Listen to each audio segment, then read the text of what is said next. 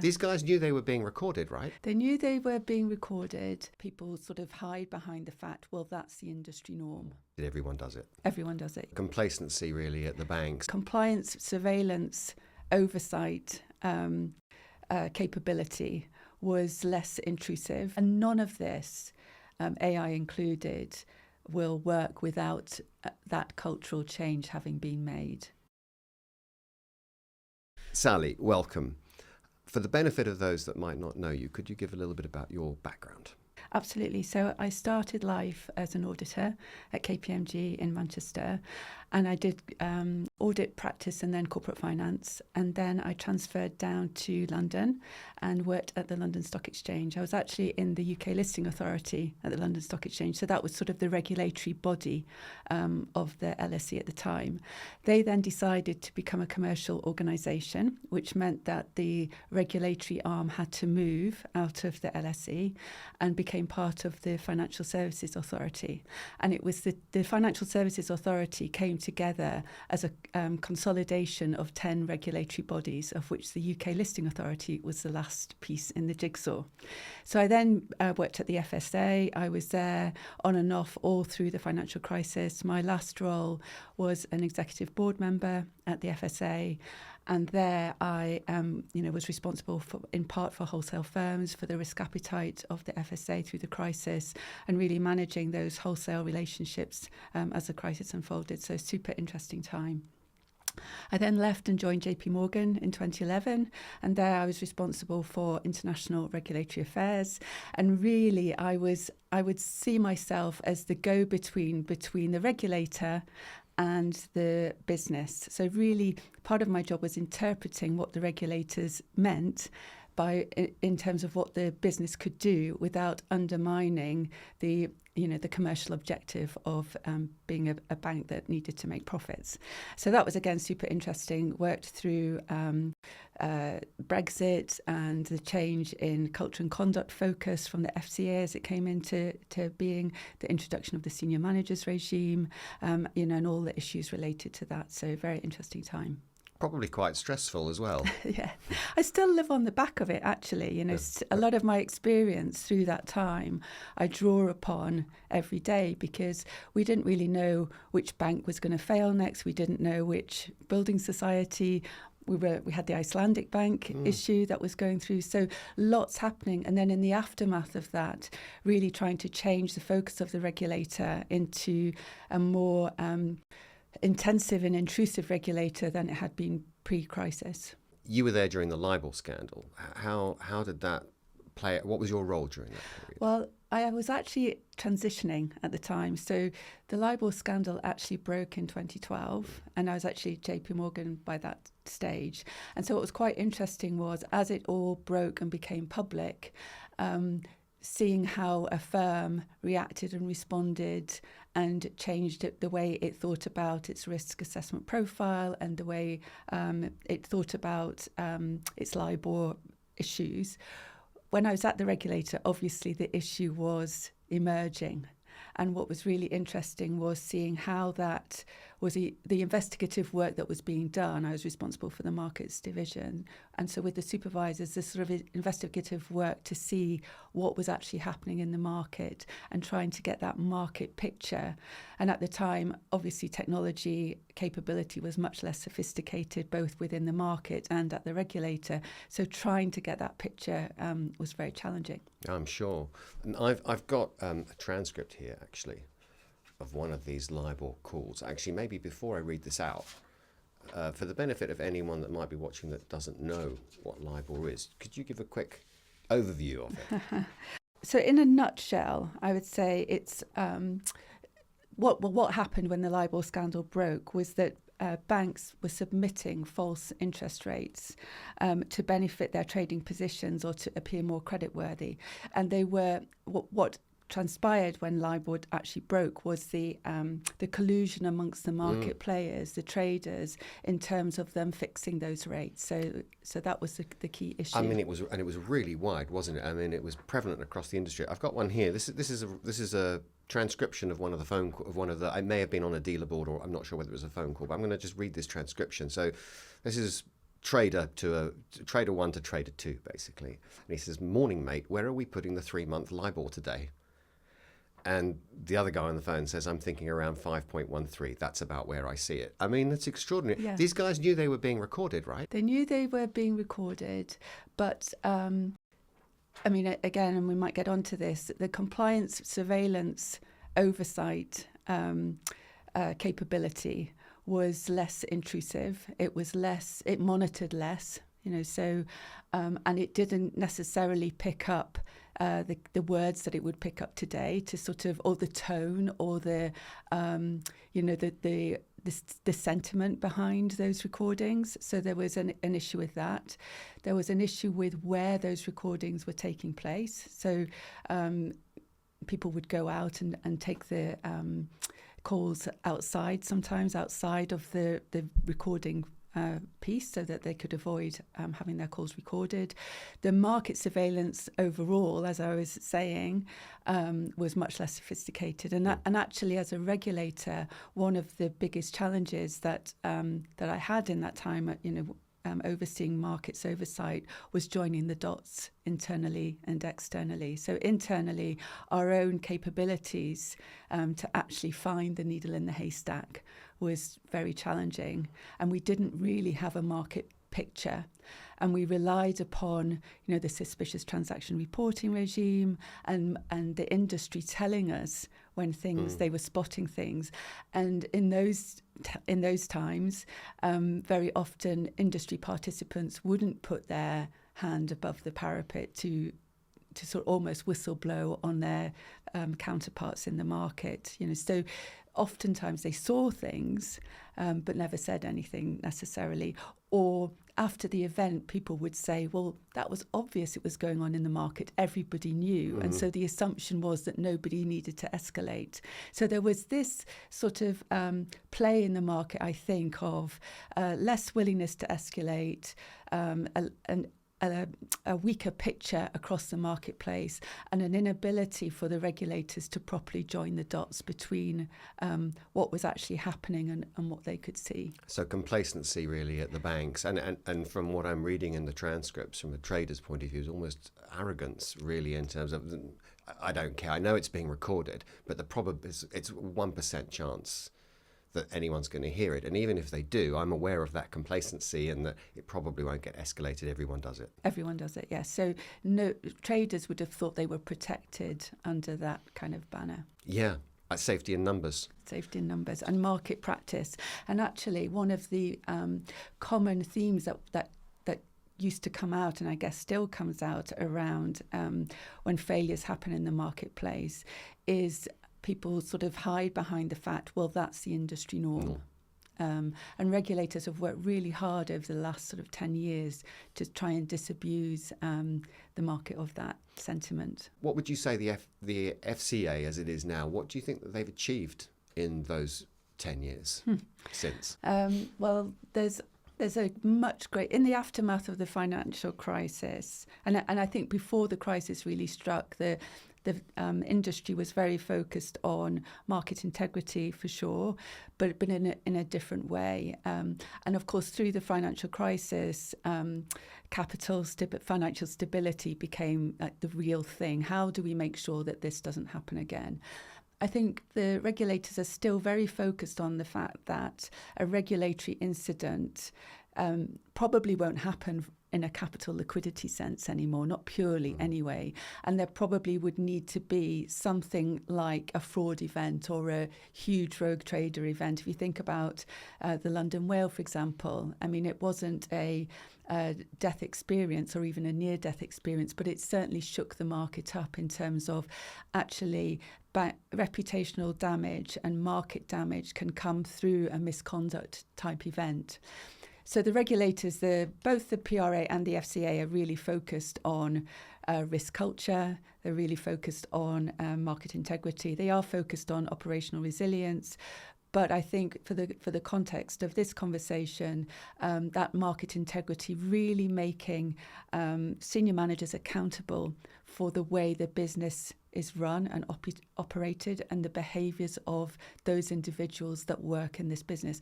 And I think previously that wasn't, the regulatory force or influence wasn't felt nearly as intensely as it is today across a much broader number of individuals within a bank.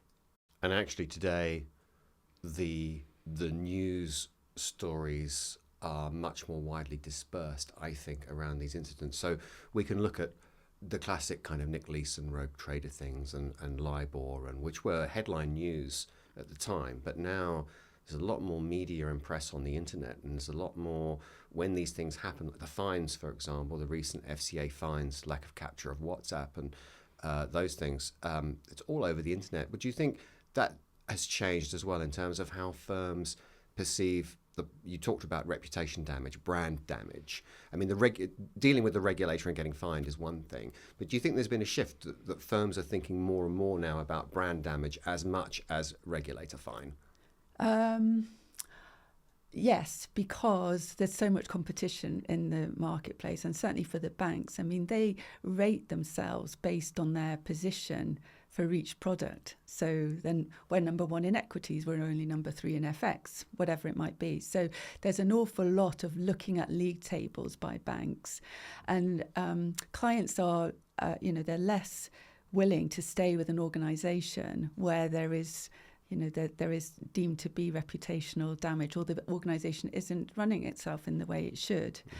We saw a bit of that in the financial crisis, where there was, the run on the banks, loss of confidence, and that stems now still through into kind of reputational damage when things go wrong. So brand is definitely an issue. The regulators themselves are quite interesting about how they take an issue through an investigation and into enforcement. And it's maybe, this is a well-kept secret, I don't know, but there is a strategy behind that. So how can the regulator target a particular sector to get a message out? How can they target a particular institution to show the rest of the industry that they're on it? How can they make the fines meaningful so that, it doesn't just become a cost of doing business, which previously that's what the industry might have said. So there's lots of ways they think about the regulatory action they're going to take to make the biggest bang for their bucks, because they still can't be on top of every firm all the time. So those sound like, I didn't realise that. So they're quite strategic wake-up calls to the market. Yes, and the regulators have a limited amount of resource, and they will make a decision every year. Well, which area of the market do we think is most exposed, and where are we going to put our investigative enforcement resources into sort of making the biggest improvement that we can. And presumably they don't share that with the market. They don't share that with the market, but they are consulting at the minute on whether they should publish when firms are under investigation. I read about that, and that's there's good arguments on both sides of that story, isn't there? Do you have a view? I think at a certain point there is.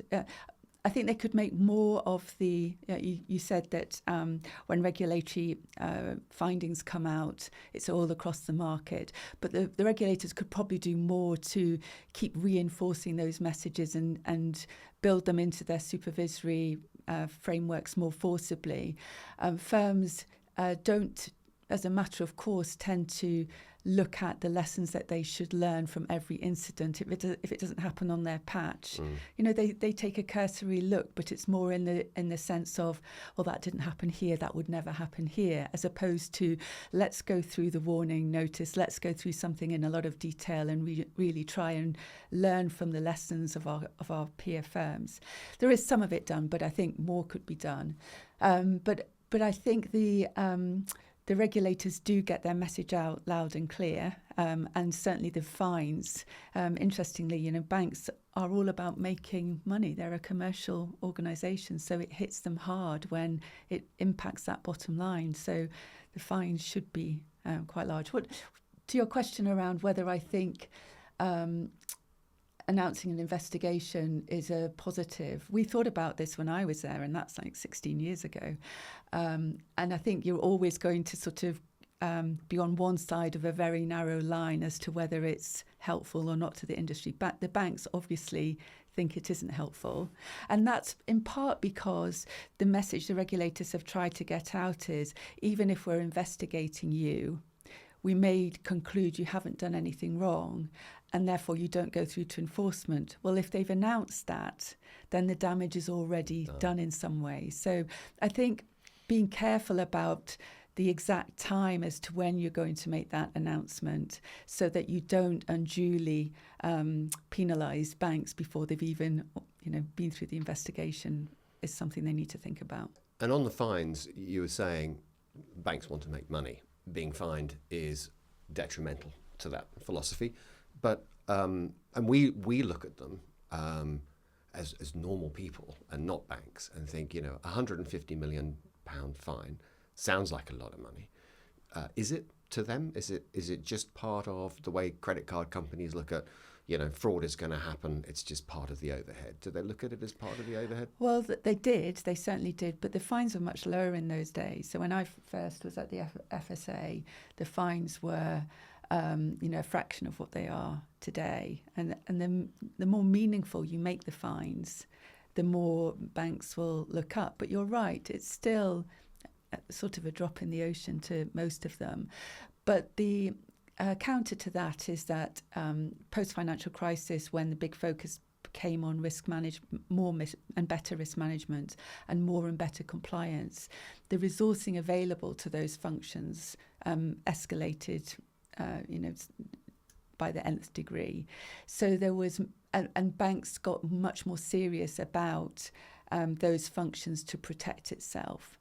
So in a way, they're feeling the regulatory force of cost in lots of different ways. Now, I think a bit of the challenge at the minute is whether the sort of geopolitical landscape and the potential deregulation sort of narrative that's in the air will cause banks to rethink whether their risk and control functions are actually too big, and that starts then to sort of be reduced. Let's talk about that a bit, actually, because I it's interesting. I'm talking to a number of banks about this. I love asking the question about Trump.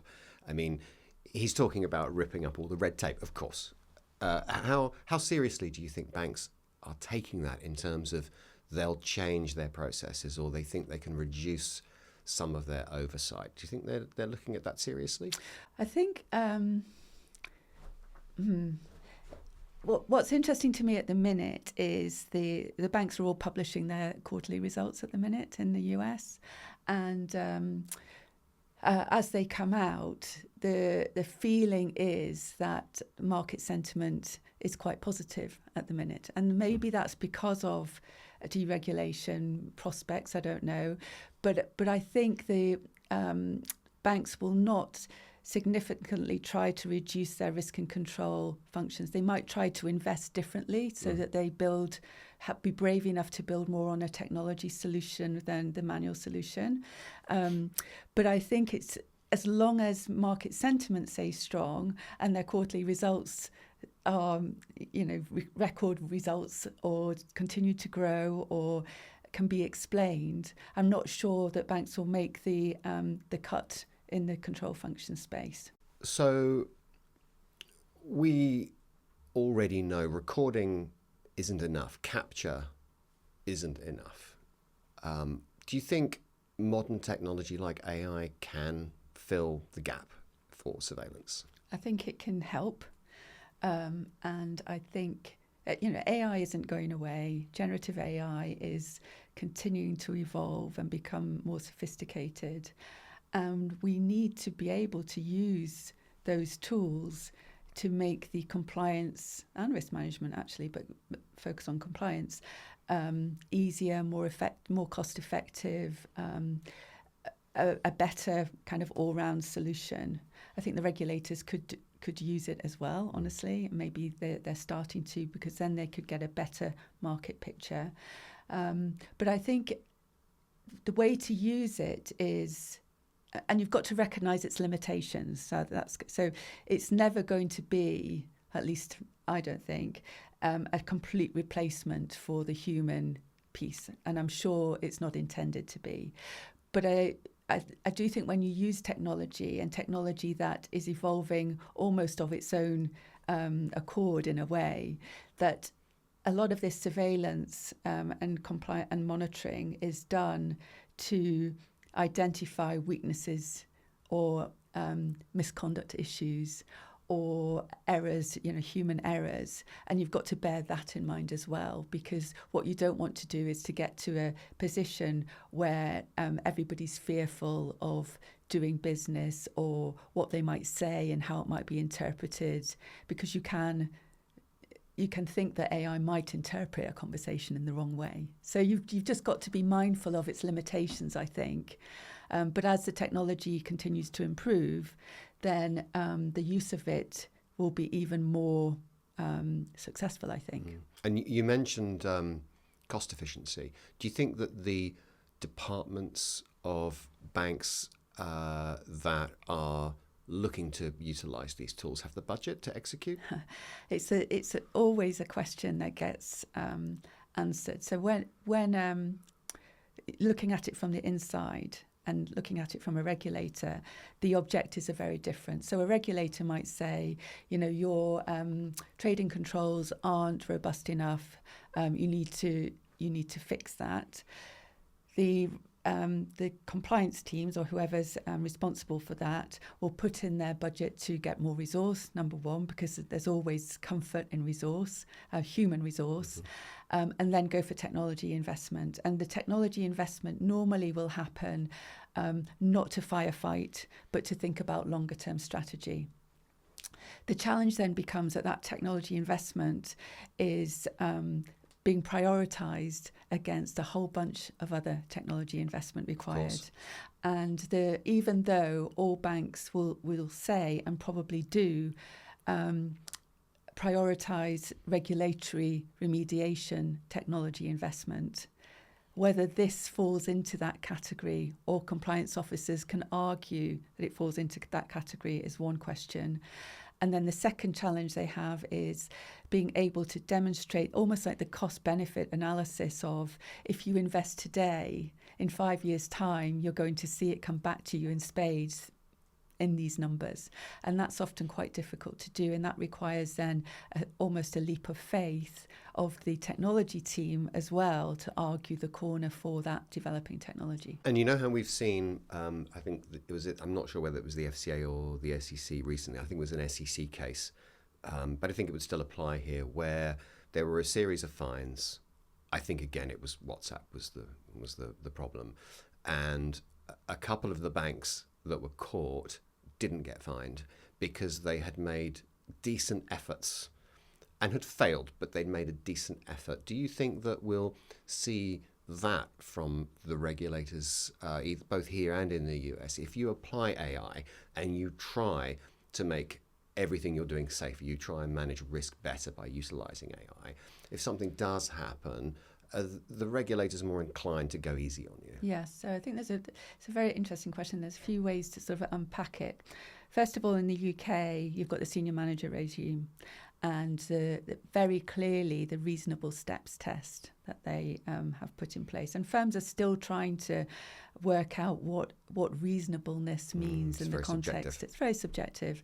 But ultimately, the regulators would say, if you're doing your job properly, and by properly, you're challenging in the right places, you've got a good audit trail, you're overseeing in the right way, you're executing in the right way, and we can see that picture, then the regulatory intervention will be less. And they're very clear on that, because when the senior manager regime first came into play, everybody was panicked about, well, they're going to tell me that I'm not doing enough. And there was a whole spate of attestation after attestation internally being put in place to cover each other's backs. And again, that culturally, that's not good for any organisation.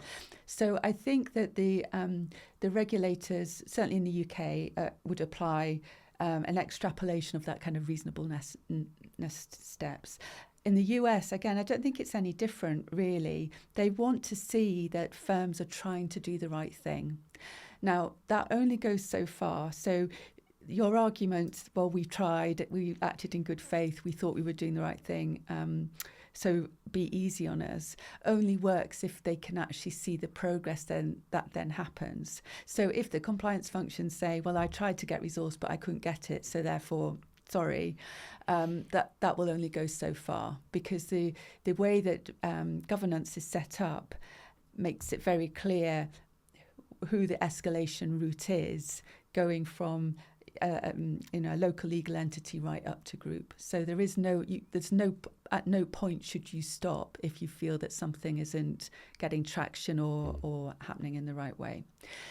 In terms of AI itself and embedding AI, I think you need to put the right governance and risk management around it in the same way that you have to do for everything else. So to say we tried to use AI, it didn't work, and it's now caused us all this issue, really shouldn't happen. If you think about AI in the same way that you think about any other risk that you're facing, and make sure that you understand the risks both at board level and executive level. And a challenge at the minute in terms of AI oversight is boards don't yet really understand what they're trying to sort of test for or oversee.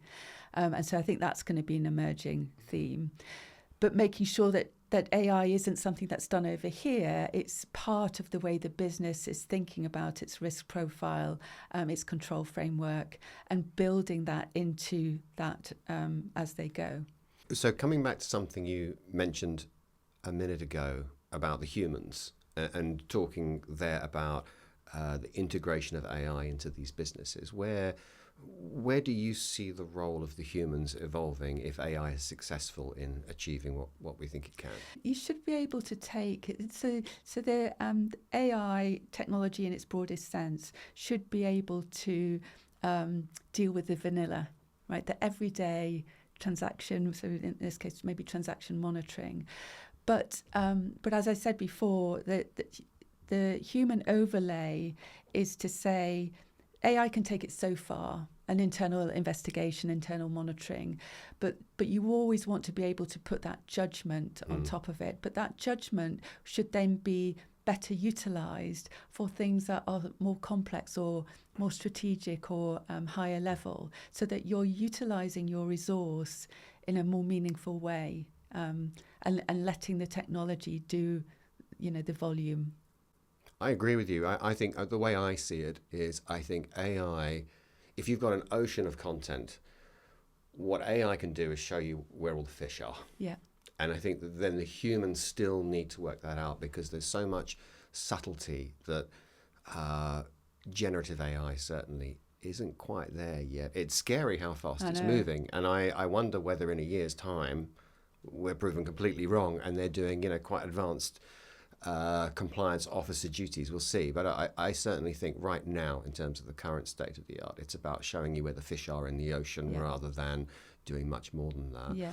I certainly think, would the LIBOR scandal have happened if we had that tech?